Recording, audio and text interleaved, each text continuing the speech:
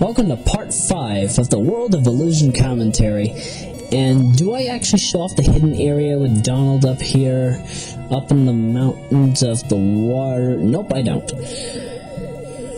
As I said before, if you go up, you will be able to find a hidden item. It's basically just a random card or maybe a healing item. Again, you only really need to heal in this game if you're playing the 2-player mode. You don't necessarily have to heal in this game if you're doing 1 player like I am.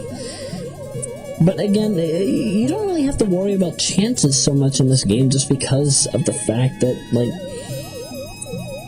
you have unlimited continues. You just can't die. You just can't die that easily. And the good thing is they also give you a continue system, so if you want to remember where to continue, they just give you a password. I didn't show off what was here. Yeah, it's just a little healing item. Nothing important. But, you know, sometimes you need to heal up, and, you know, sometimes it comes in handy. Donald? Go back. I actually wanted to show off that the clan was actually making fun of you, kind of. But now, now we are actually coming up to another Donald exclusive level. You know that place that Mickey had to crawl under in order to get to the coral mines, or whatever the duck they were, coral reef, hidden palace zone?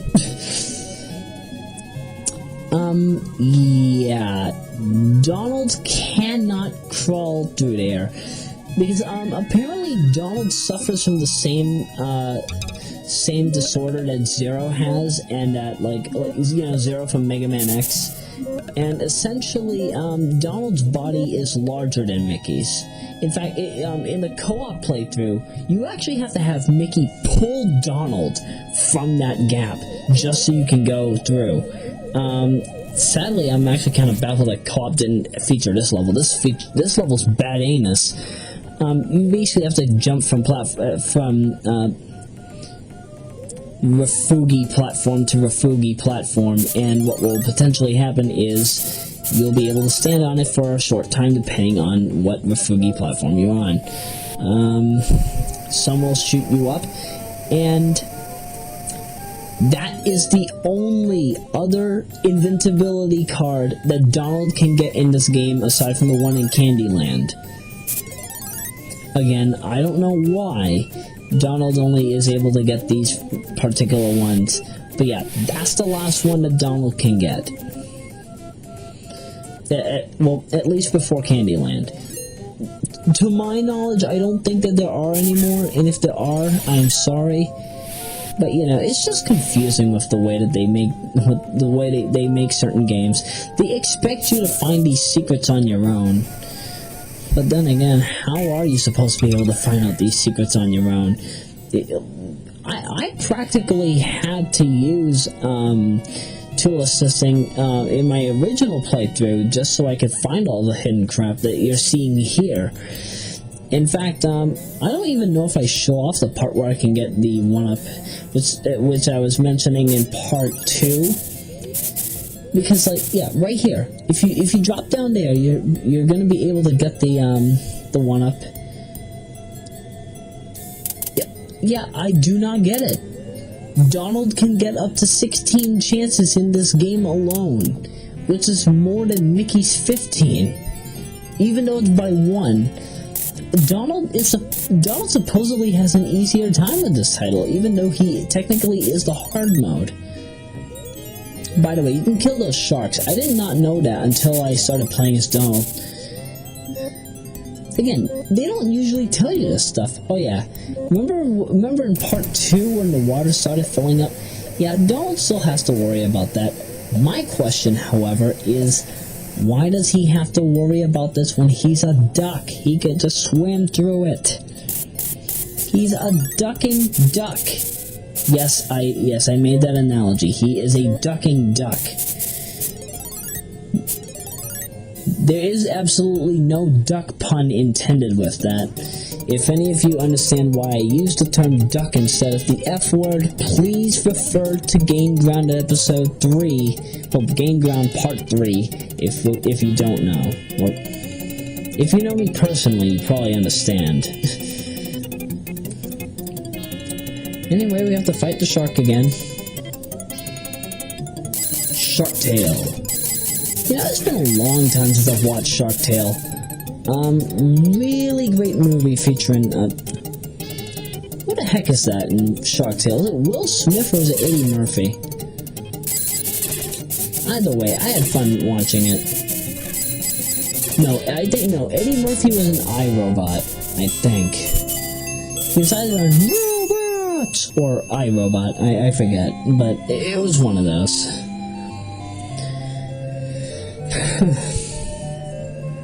It's just kind of hard when you can't remember your Disney or your Pixar movies or even your stuff from DreamWorks. Trust me, I had nothing to do with those movies, but just watch them. And now we're gonna go back up into the library, which now has been slightly changed in terms of layout. There is an exclusive level that Donald can tackle that Mickey could not. Again, all these extra hidden levels that Donald can only tackle, it's for his own good, because Donald's the reason why Mickey is in this place. Actually, you know what? I didn't bother going up there. If the 1-up is still there, do you know what that means? Donald could probably get up to 17 chances. Oh, jeez. Yep, see? The candy's replaced for 1-up here. They expect you to die a lot as Donald. Donald actually does have a much more gimpier jump in terms when like he suffers from Luigi syndrome. Like he kind of can slide around when he's jumping, so I could understand if you might have some problems with him, but they are not going to be too bad to the point where you can say like, oh hey, I'm having trouble as Donald and I think I'm gonna die. No, not that kind of scenario. Oh, never mind, it's not a 1-up, it's a candy. Okay, so Donald can get up to 16, just 16, nothing more. Whew. I really thought I was gonna have to snitch and moan about that. And this is a Donald exclusive level. In order to continue, you have to do this area. You can't do this by any other means. Avoid the words, kill the dogs. The poor dogs. Sorry, I'm yawning. Don't worry though, I had my mouth covered. So it's all good. By the way, I kind of like that they tried to emulate the 2.5D. Oh, here's the smart bomb again. Just kills everything on screen. But yeah, I'm kind of glad that they decided to make an isometric 2.5D view for this level, because I mean this is the closest that you have to 2.5D in a Sega Genesis game. Heck, not even the Sonic the Hedgehog games even bothered doing this. And I won't lie, Sonic games on the Genesis didn't really feel like other types of Genesis games. And I'm actually kind of surprised that they didn't do more with the whole three-dimensional feel to certain parts. Like, I mean, they did 3D when it came to the secret zones, special stages, but I don't know why they didn't do it with this. It doesn't feel right. It feels as if something is missing, and that something is definitely the 3D. So I really hope that Sonic the Hedgehog 3 3D project is still underway, because I want to try that out. It looks beautiful. And welcome back to Candyland.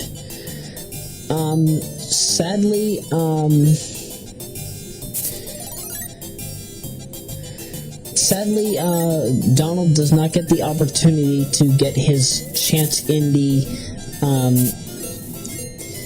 Pride Ride, as I will call it now.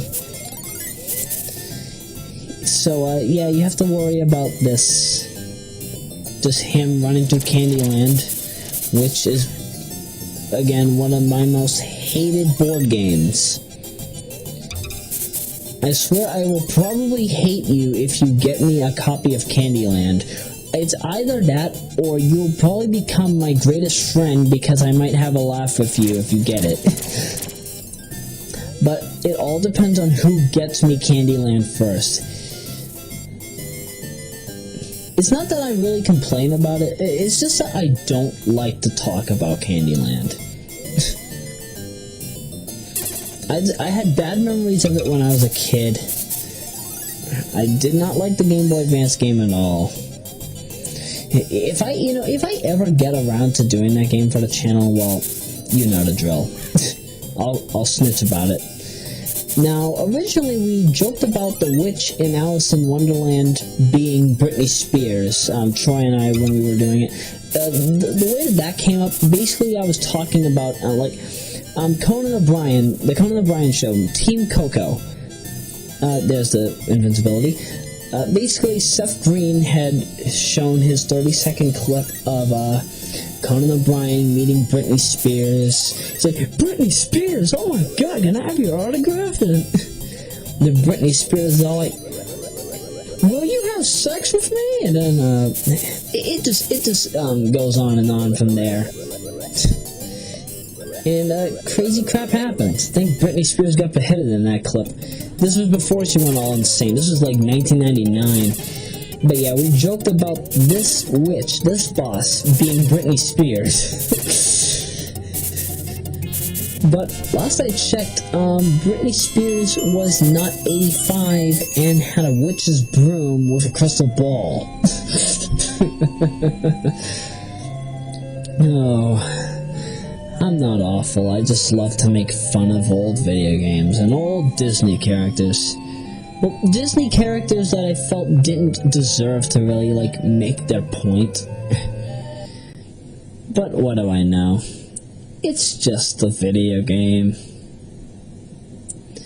And, oh crap, my video player's messing up on me.